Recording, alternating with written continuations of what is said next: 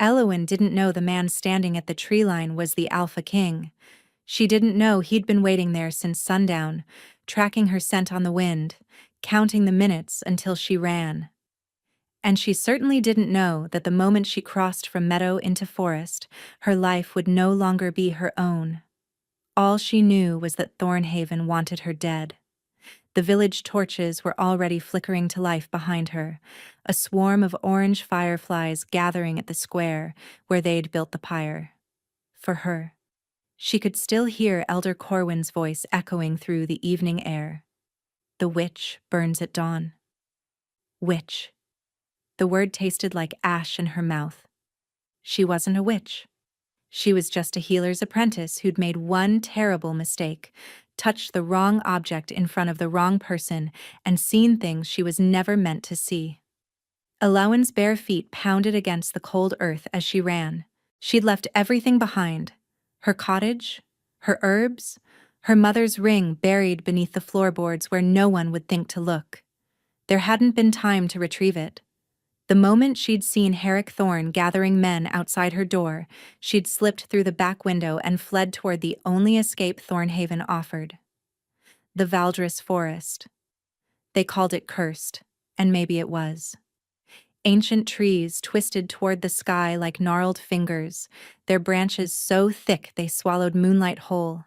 People who entered rarely returned, and those who did came back, different. But Elowen would rather face whatever lurked in that darkness than burn alive while her neighbors watched. The tree line loomed ahead, a wall of shadow and silence.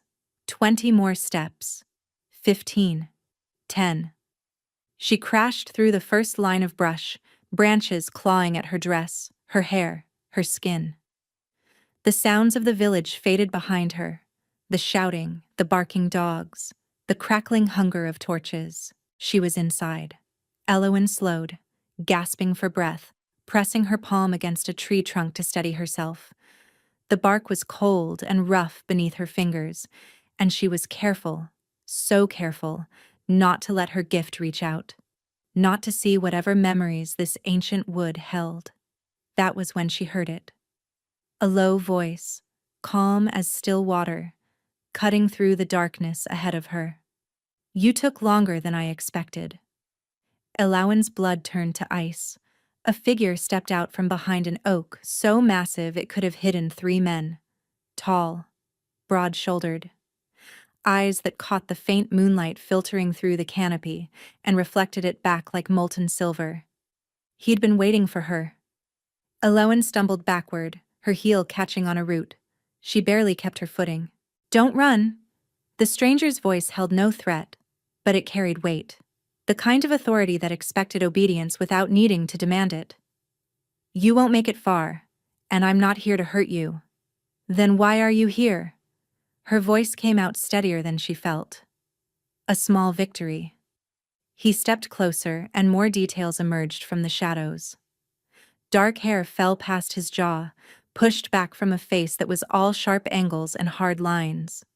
A scar traced his left eyebrow, disappearing into his hairline.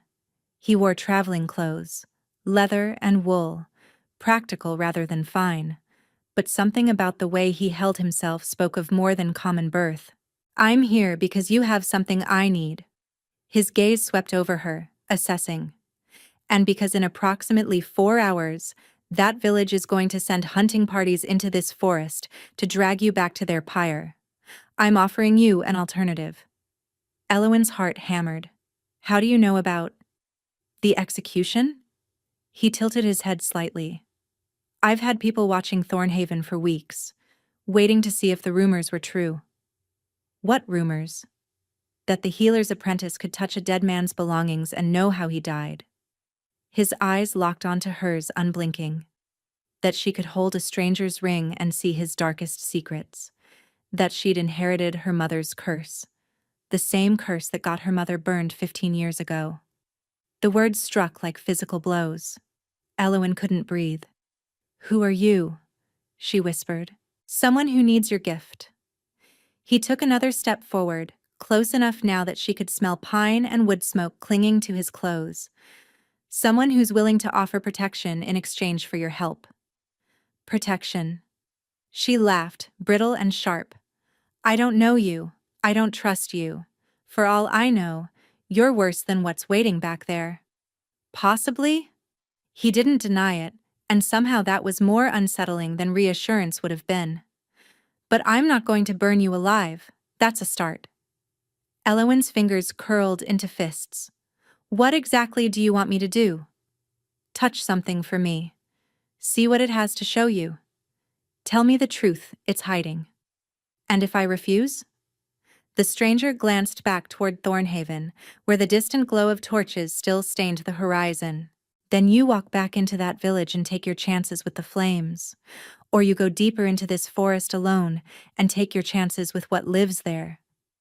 His attention returned to her, and his expression shifted, something almost like respect flickering beneath the cold exterior.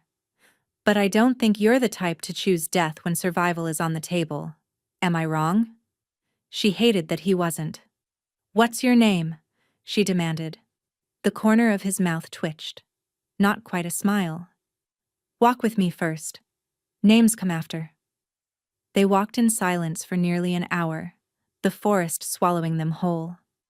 Elowen's legs ached, her lungs burned, and every snapping twig made her flinch. But the stranger moved through the darkness like he'd been born to it, sure-footed, unhurried, and never once looking back to check if she followed. He simply expected that she would, and she did, because the alternative was death. Finally, they reached a clearing where horses waited. 3 of them, held by a man in dark leathers who straightened at their approach. The stranger exchanged a silent nod with him, then turned to Elowen. Sit. Rest. We have things to discuss before we ride. She didn't sit. You said names come after. We've walked. Start talking.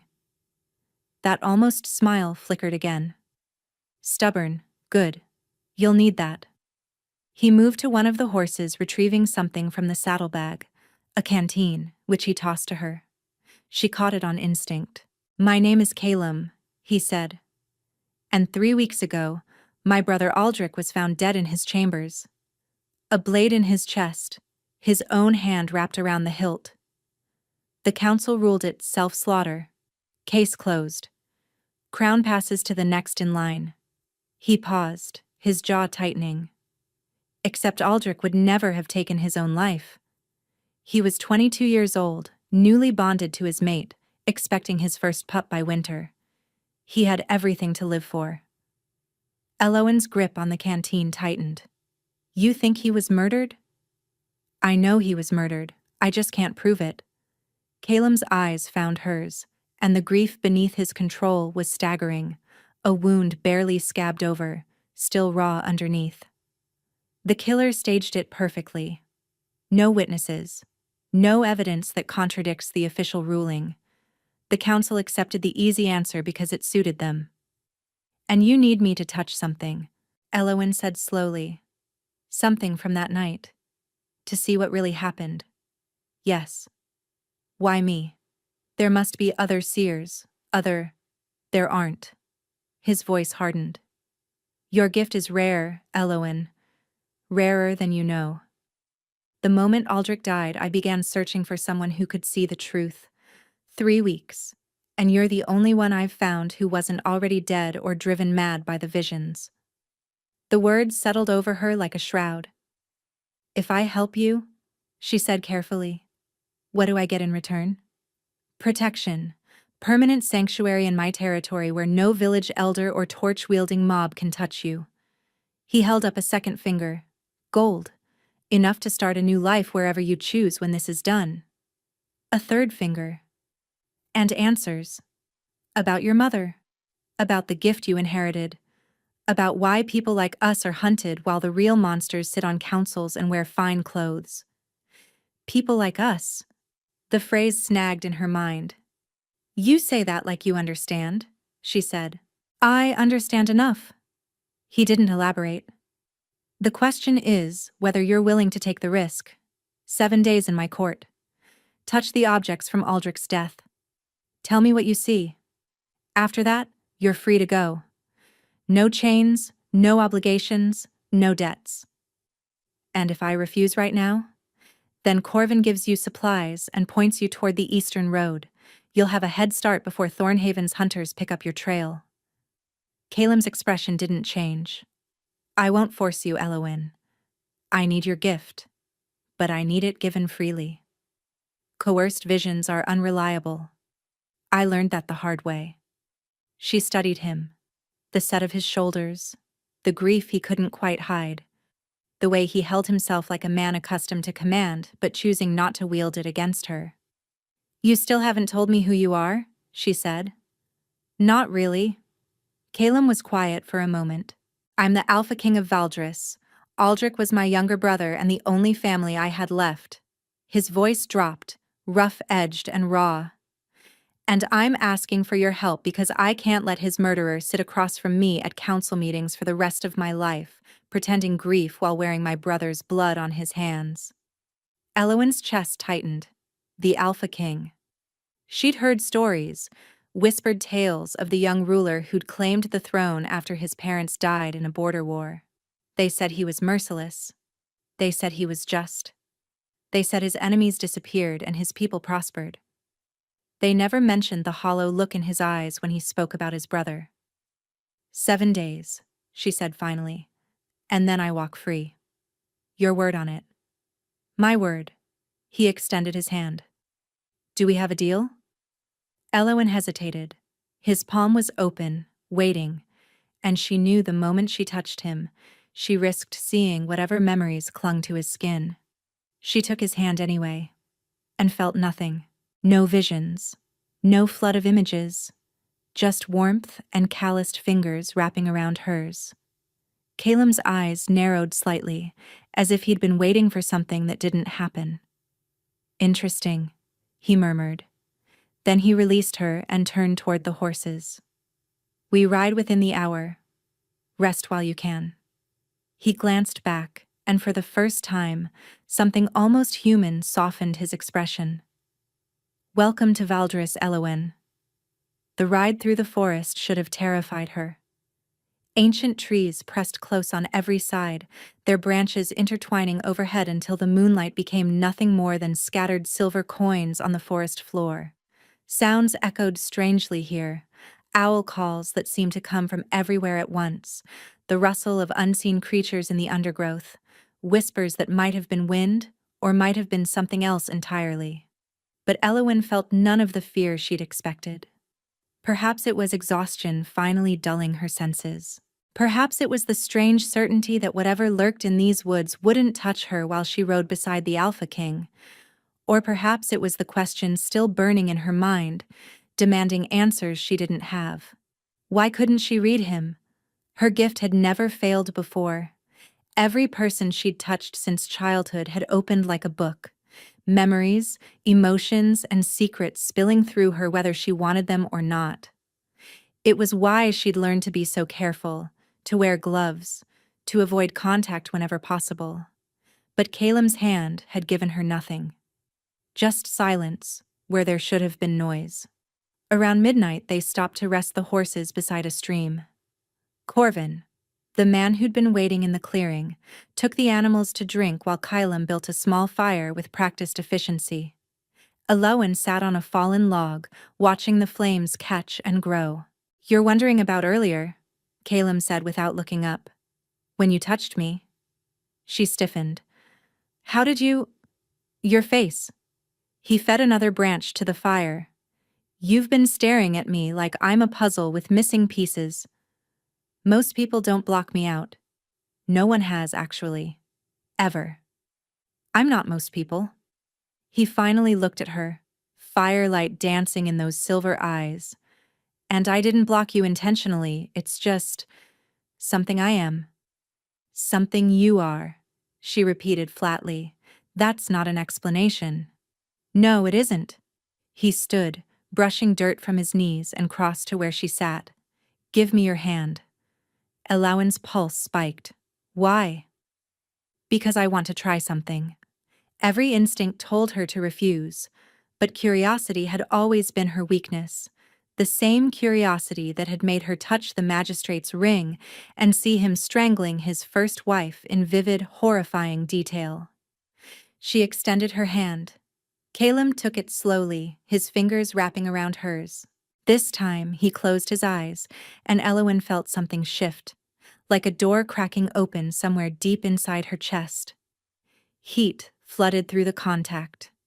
Not pain, not visions, but something else entirely. Recognition.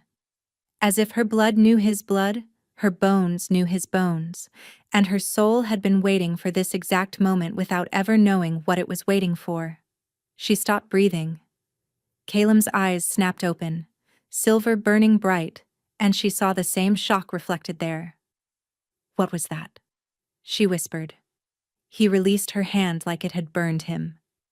"A complication," he said roughly. "One we'll discuss later." He walked away before she could demand more answers, leaving her with a racing heart and the phantom warmth of his touch still tingling across her skin. They reached the Valdris stronghold at dawn. Eowyn had expected a castle, cold stone, iron gates, the kind of fortress that announced power through intimidation. What she found instead stole her breath for entirely different reasons. The stronghold was built into the mountain itself, carved from black granite that glittered with veins of silver ore. Waterfalls cascaded down either side of the main structure, feeding into a river that wound through the valley below. Towers rose organically from the rock face, connected by bridges that seemed impossibly delicate from a distance, but proved solid as the mountain when they crossed them. And everywhere, there was life. Gardens terraced down the mountainside, green even in the pre-winter chill. Smoke rose from dozens of chimneys.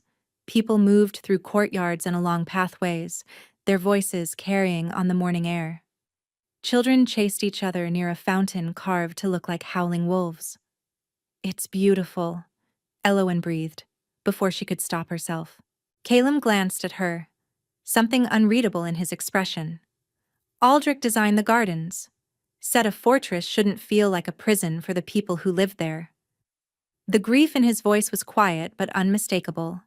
They dismounted in the main courtyard, where servants appeared to take the horses. Eowyn felt the weight of stares, curious, assessing, some openly suspicious, but no one spoke to her directly. They all looked to Caleb first, waiting for his lead. "This is Eowyn," he announced, his voice carrying effortlessly. "She's my guest for the next 7 days and is to be treated with the same respect you'd show me. Anyone who makes her feel unwelcome answers to me personally, understood?" A murmur of acknowledgement rippled through the gathered crowd. A woman stepped forward, tall, elegant, with hair the color of autumn leaves and eyes sharp enough to cut glass. She moved with the kind of grace that suggested nobility or training, possibly both. "Your Majesty."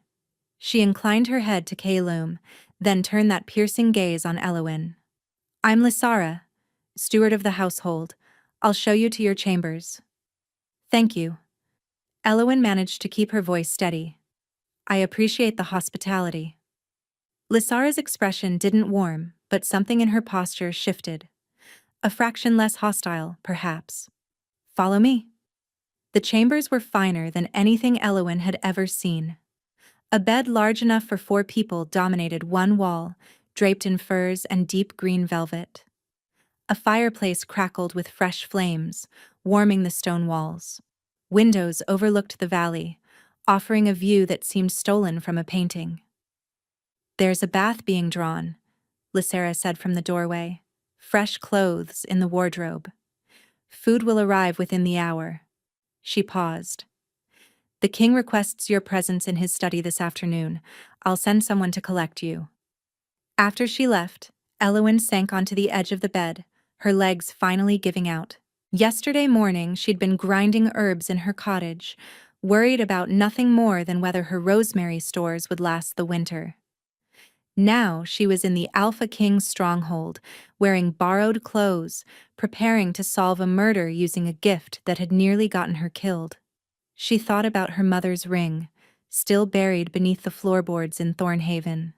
She thought about the strange heat that had passed between her and Calum by the fire. And she thought about the 7 days stretching ahead of her. 7 days to find a killer, earn her freedom, and somehow survive whatever that complication truly meant. Calum's study was a room built for thinking. Books lined every wall, their spines cracked from use rather than age. Maps covered the central table, weighted down by stones and candle holders. A massive window faced the mountains, letting in pale afternoon light that made the whole space feel suspended between earth and sky. Elwyn found him standing by that window, staring out at nothing. "You came," he said without turning. "You summoned me." "I requested." "There's a difference." He finally faced her, and she noticed the shadows under his eyes, darker than they'd been last night.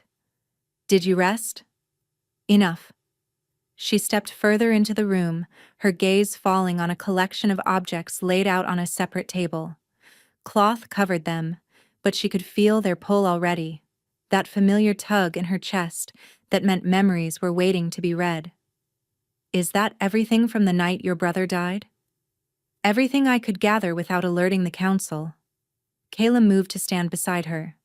"The dagger is the most obvious, but there's also his wedding ring, which he always wore, a letter opener from his desk, a wine cup that was beside his bed." Elwyn's stomach tightened. "You want me to see his death? I need you to see who caused it." She'd known this was coming, had agreed to it willingly, but standing here now, feeling the weight of those objects pressing against her consciousness, she almost lost her nerve. "It will hurt," she said quietly. "Not me. You. Whatever I see, you'll have to hear it." "I know. I'll feel everything he felt. Fear, pain, betrayal. It all comes through." She met his eyes. "Are you sure you want those details?" Calum's expression hardened. "I need the truth, more than I need comfort."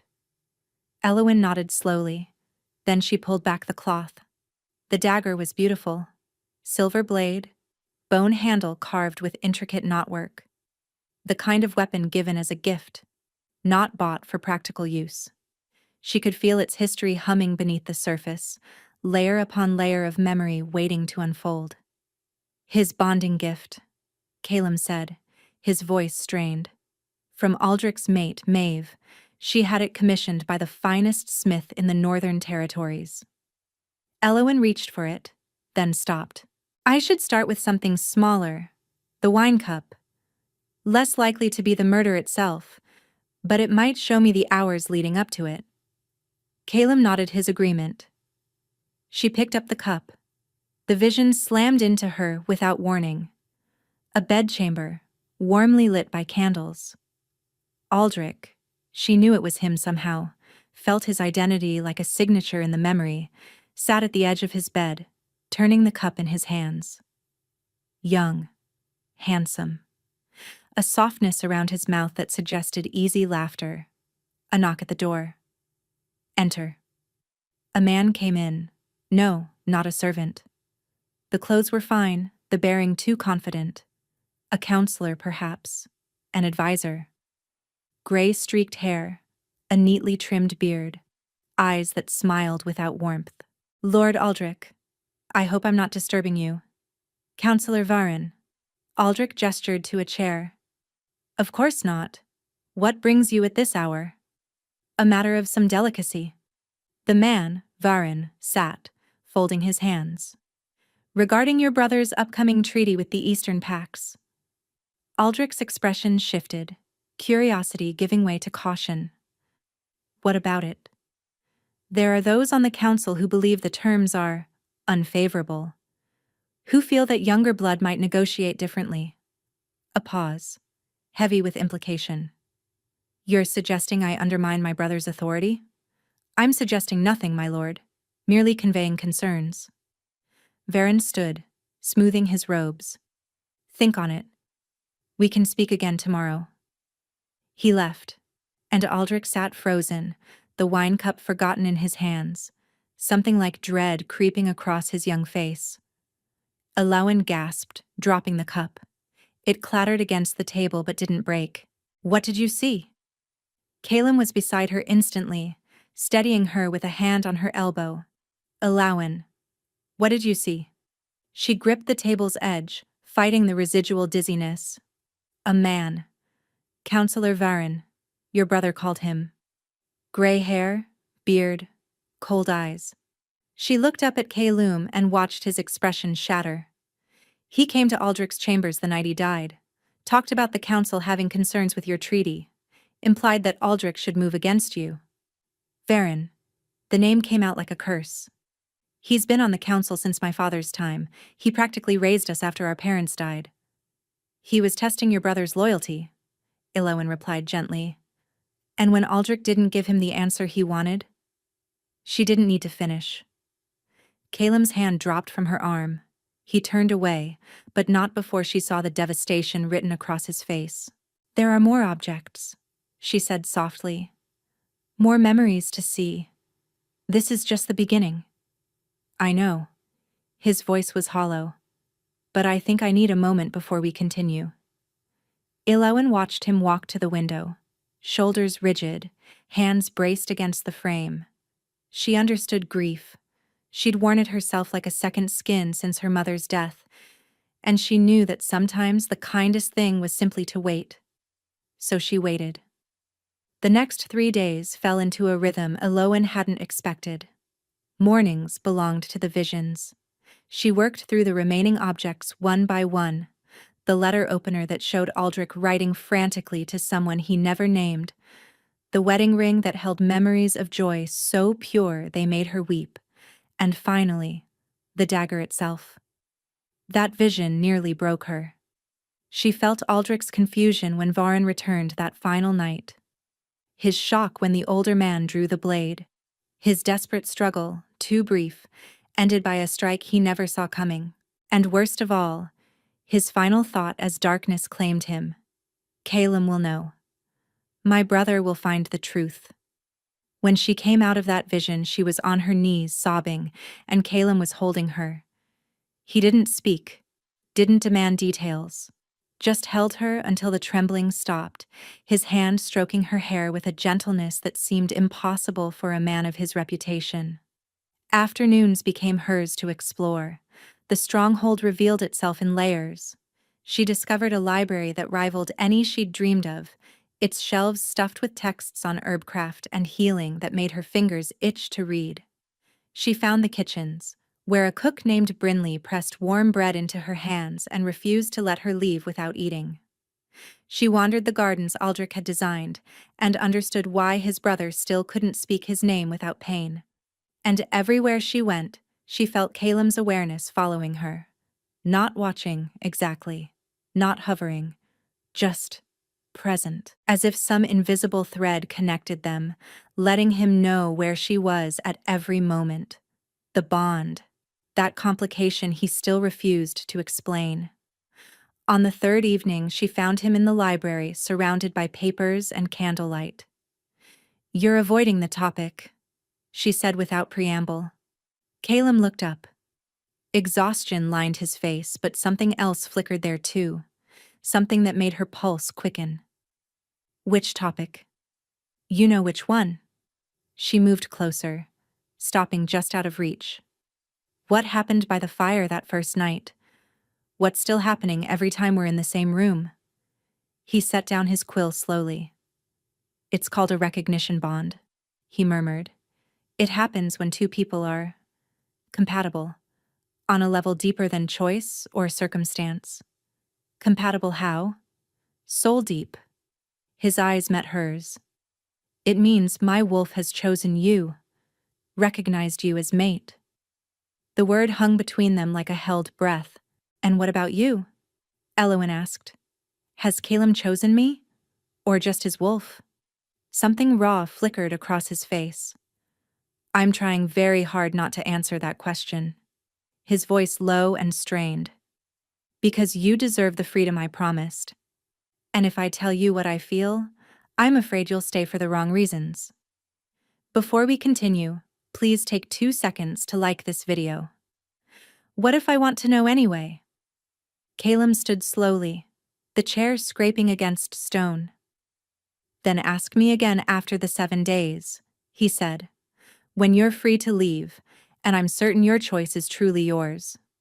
He walked past her, close enough that she caught his scent, cedar and cold mountain air and something wilder underneath. Close enough to touch. But he didn't. And neither did she. Not yet. On the 5th night, Elawan found Caleb on the highest balcony, staring at the stars.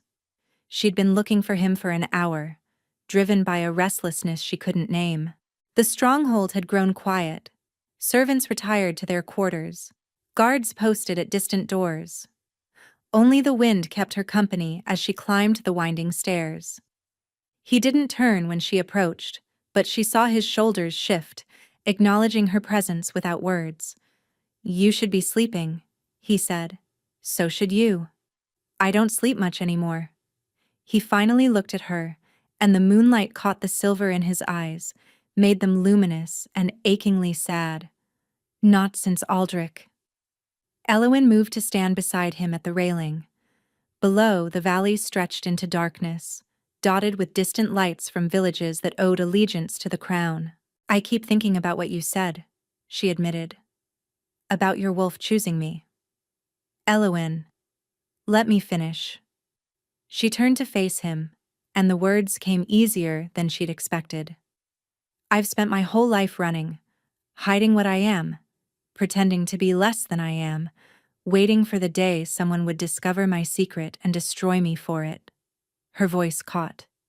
And then you came. You knew exactly what I was, and instead of condemning me, you asked for my help.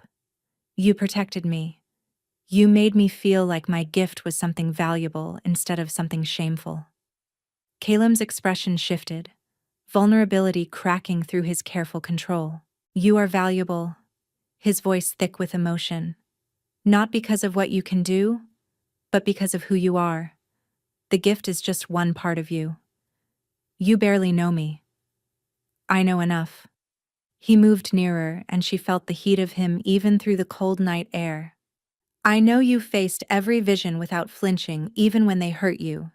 I know you waited while I grieved instead of demanding I pull myself together.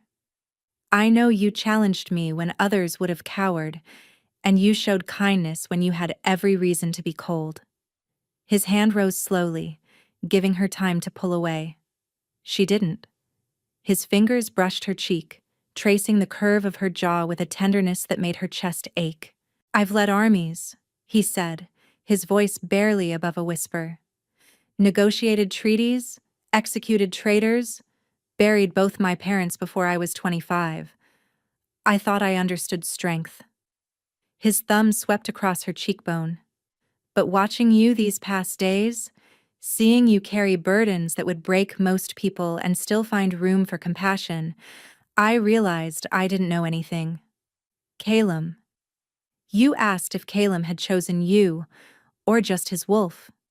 His words dropped to something raw and unguarded. The answer is both.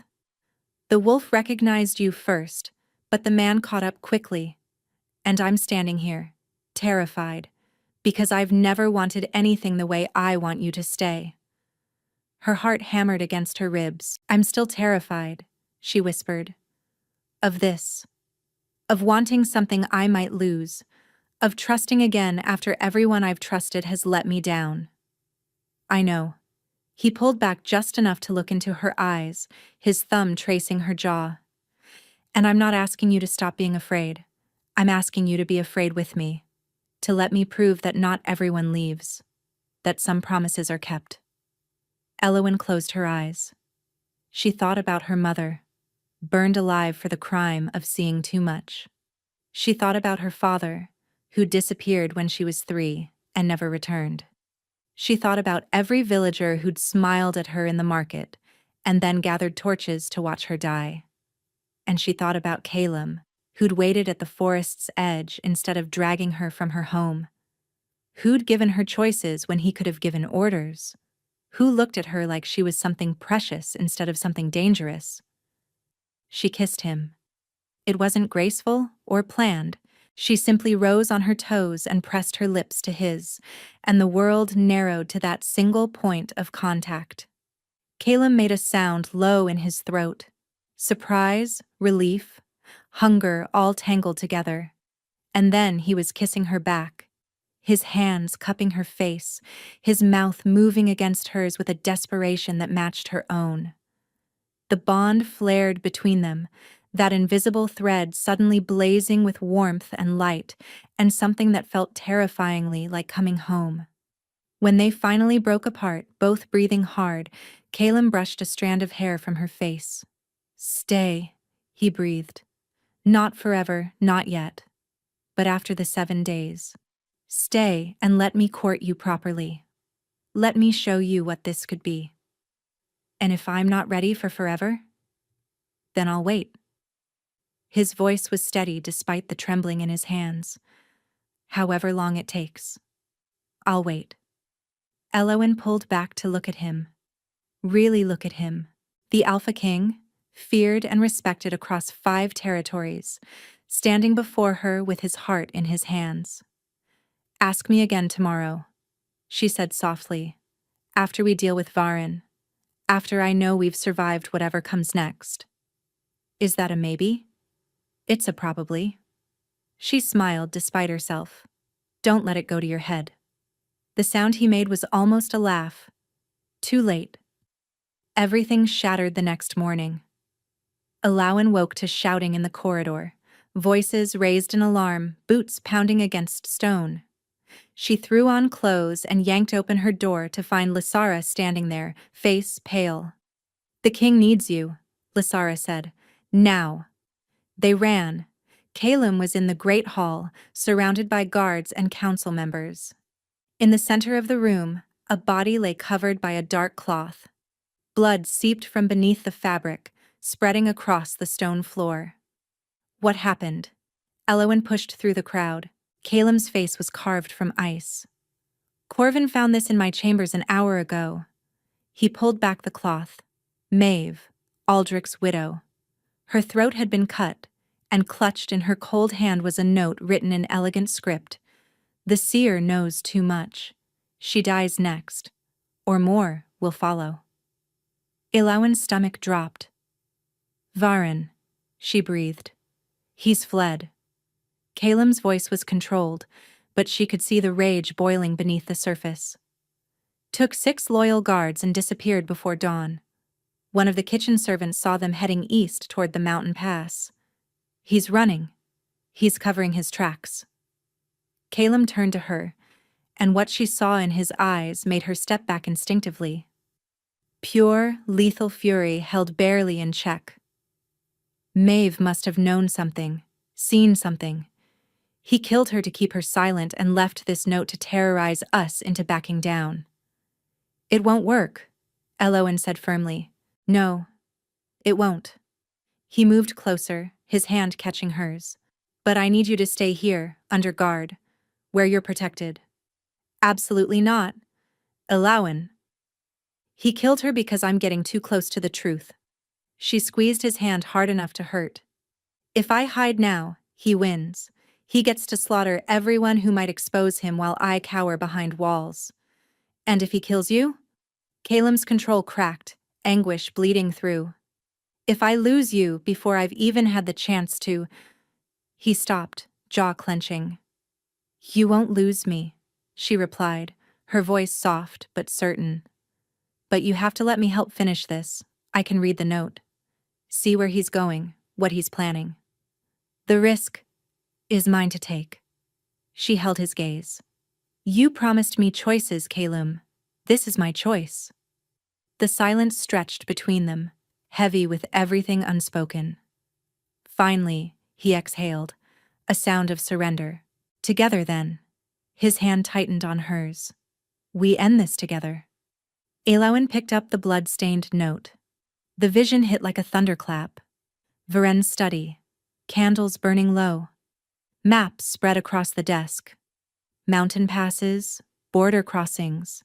a route marked in red ink leading toward foreign territory. Another man stood in the shadows, his face obscured, but his voice was clear. The Eastern Throne will welcome you, but you must bring proof that the Alpha King can be destabilized, proof that his line can be broken. Varen smiled, cold and certain. I've already taken his brother's mate. Soon I'll take the seer, and then Calum himself will fall. A king without heirs, without hope, without allies. The perfect puppet for whoever holds his leash. Elowen dropped the note, gasping. It's not just murder, she said, her voice shaking. It's a coup. Varen's working with someone from the Eastern Territories. They want to destabilize your reign, take control through you, or eliminate you entirely. Calum's expression went terrifyingly blank. Then we don't just catch him, he said, his tone deadly calm. We destroy everything he's built. He turned to his guards. Ready the hunting party, we ride within the hour. They caught Varen's trail at the mountain pass. 20 warriors rode with them, handpicked by Calum for loyalty and skill. Elowen rode beside him, refusing to be left behind despite every argument he'd made. The bond between them hummed with shared determination and shared fear neither would acknowledge aloud. The pass wound through jagged peaks where snow lingered even in early autumn. Varen had chosen his escape route well: difficult terrain, multiple branching paths, and easy places for ambush. But he hadn't counted on Elowen. At every fork in the road she dismounted and touched the stones, the trees, the very air. Fragments of memory clung to everything Varen had passed: his fear, his arrogance, his conviction that he'd already won. Left, she called out again and again. He went left. By nightfall, they'd closed the gap to less than an hour. They found Varen's camp in a shallow cave, his 6 guards posted at the entrance. The counselor himself sat by a meager fire, shoulders hunched against the cold. Surround them, Calum ordered, his voice barely above a whisper. No one escapes. The attack was swift and brutal. Varen's guards fought, but they were outnumbered and outmatched. Within minutes, 5 were dead, and the 6th had surrendered, begging for mercy on his knees. Varen didn't beg. He stood as Calum approached, chin raised, that cold smile still fixed on his face. You found me faster than expected, he said calmly. The seer's doing, I assume. Elowen, Calum corrected, his voice deadly soft. Her name is Elowen, and you're going to remember it when they carve it into your execution order. Execution? Varen laughed, and the sound echoed off the cave walls. You won't execute me, boy. You don't have the stomach for it. I executed 3 traitors last winter. Strangers. Enemies. Varen took a step forward, and his smile turned cruel. But I held you when you were an infant, Calum. I taught you to read, to fight, to rule. I was there when your parents died, when you buried them in the royal crypt and wept like the child you still were. His voice dropped to something almost gentle. Can you really look me in the eye and end my life? The silence that followed was suffocating. Then Elowen stepped forward. He can't, her voice soft. But the evidence can. She pulled out Varen's note, still stained with Maeve's blood. I've seen everything, she continued. Every memory this paper holds. You conspired with Eastern agents to destabilize the throne. You murdered Aldrich when he refused to betray his brother. You killed Maeve when she discovered your correspondence. And you planned to murder me, and eventually Calum himself, to complete your coup. Varen's composure flickered. Visions aren't admissible. They are when combined with physical evidence. Lysara emerged from the shadows behind them, carrying a leather satchel. We searched your study after you fled, found letters, payment records, everything you thought you'd hidden. She dropped the satchel at Calum's feet. It's over, Varen. For the first time, real fear crossed the old man's face. The council will never believe. The council already knows. Calem's voice was ice. I sent riders ahead while we tracked you. By tomorrow, every territory will know what you've done. Varen lunged, not toward Calem, but toward Elowen, a hidden blade appearing in his hand, desperation making him fast despite his age. He never reached her. Calem moved like lightning, intercepting Varen mid-strike, his own blade singing free of its sheath. Steel met steel, and then Calem twisted, disarming the older man with brutal efficiency and driving him to his knees. You don't touch her, Calem snarled, pressing the blade to Varen's throat. You don't even look at her. Varen wheezed, blood trickling from a cut on his hand. Just kill me then, he spat. Make it quick. You owe me that much. I owe you nothing. Calem sheathed his blade and stepped back. But I won't make you a martyr. You'll stand trial. You'll confess your crimes before the council and every citizen who cared about my brother. And then you'll hang, publicly, shamefully, with your legacy destroyed beyond repair. He turned to his guards. Take him. Bind his hands and gag him if he speaks. His voice hardened.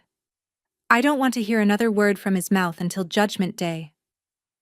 As the guards dragged Varen away, Calem turned to Elowen. She saw the aftermath of violence still burning in his eyes, the rage, the grief, and the terrible satisfaction of justice finally within reach.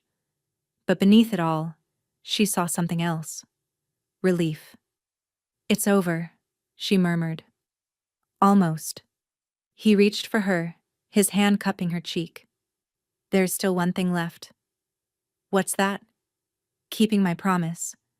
His thumb brushed her jawline. Letting you choose what happens next. The trial lasted 3 days. Varen confessed nothing willingly, but the evidence spoke louder than his denials. Letters in his own handwriting. Testimony from servants who'd seen too much and feared too greatly to speak until now. And Elowen's visions, presented through detailed testimony that left the council pale and shaken. On the 3rd day, they found him guilty on all counts. He hanged at dawn on the 4th day. Elowen didn't attend. She'd seen enough of Varen's cruelty through borrowed memories. She didn't need to watch him die. Instead, she spent the morning in Aldrich's garden, sitting among the flowers he'd planted, thinking about endings and beginnings. That was where Calem found her. It's done, he said, settling onto the bench beside her. He's gone. How do you feel? Empty. He stared at the mountains in the distance. I thought I'd feel satisfied, vindicated, but mostly I just feel tired. That's grief, she replied gently. Justice doesn't erase loss. It just makes space for healing to begin. Calem was silent for a long moment. The 7 days are over, he said finally. Technically, they ended yesterday. Elowen's heart stuttered. I know. Your debt is paid. Your freedom is earned. Corvin can escort you wherever you want to go. The eastern coast, the southern villages, anywhere you'd be safe and comfortable. Is that what you want? He turned to look at her, and everything he felt was written plainly on his face. You know what I want, he said roughly, but I made you a promise. Your choice, your freedom. I won't break that, no matter how much it costs me. Elowen studied him, this man who'd found her at her lowest and offered salvation without demanding surrender. Who'd held her through visions that shattered her. Who'd defended her against a killer and still stepped back to let her choose her own path. I spent my whole life waiting for freedom, she said slowly, dreaming about it, planning for it, telling myself that once I had it, I'd finally be happy. And now? Now I realize I was wrong. She reached for his hand, threading her fingers through his. Freedom isn't about running away from things. It's about running toward them. Choosing what you want, not just escaping what you fear. Calem's breath caught. Elowen? I choose you, she said simply. Not because of the bond, or because I have nowhere else to go, or because you saved my life. I choose you because when I imagine my future, you're in it. Every version, every possibility. She lifted their joined hands, pressing his knuckles to her lips. Court me then, if you still want to.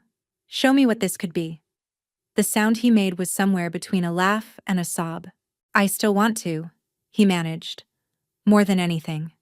He pulled her into his arms, holding her so tightly she could barely breathe, and she held him right back, feeling the bond between them settle into something steady and sure. I love you, he murmured against her hair. I think I've loved you since you took my hand in that forest and demanded answers instead of begging for mercy. I love you too. The words came easier than she'd expected. Even though you're infuriating and overprotective and terrible at explaining things. I'm working on that last one. Work faster. He laughed, a real laugh, warm and startled and full of joy, and kissed her forehead, her cheeks, the corner of her mouth. As my lady commands, he said. And for the first time in her life, Eowyn believed in happy endings. They bonded under the winter moon, 3 months later. The ceremony was held in Aldrich's garden, now covered in frost that made every petal and leaf sparkle like scattered diamonds. Lysara stood as witness for Calum. Brinley the cook, who'd become something like a mother to Eowyn, stood for her. The vows were simple. I choose you, Calum said, his voice carrying through the cold air. Not because fate demanded it, but because my heart did. I promise to protect you, to honor you, to stand beside you in darkness and light, for as long as we both shall live. I choose you, Eowyn echoed, tears freezing on her cheeks. Not because I had nowhere else to go, but because there's nowhere else I'd rather be. I promise to trust you, to challenge you, to love you even when you're being impossible, for as long as we both shall live. The bond sealed between them with a warmth that defied the winter cold. Not chains, but roots, intertwining and growing deeper with every passing moment.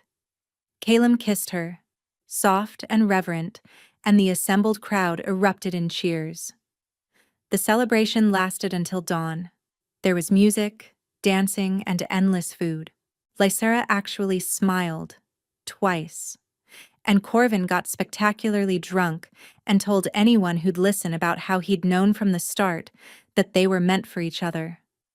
Later, much later, they retreated to their chambers, a room that had been hers but was now theirs, filled with books and herbs and the furs Calum had insisted on adding because he worried about her getting cold.